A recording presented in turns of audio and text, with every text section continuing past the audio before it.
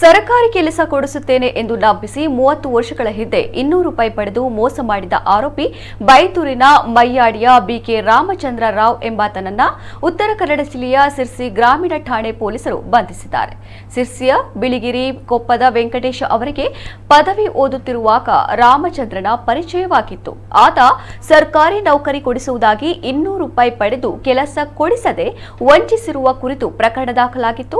ಆರೋಪಿ ನ್ಯಾಯಾಲಯಕ್ಕೆ ಹಾಜರಾಗದೆ 30 ವರ್ಷಗಳಿಂದ ತಲೆಮರೆಸಿಕೊಂಡಿದ್ದ.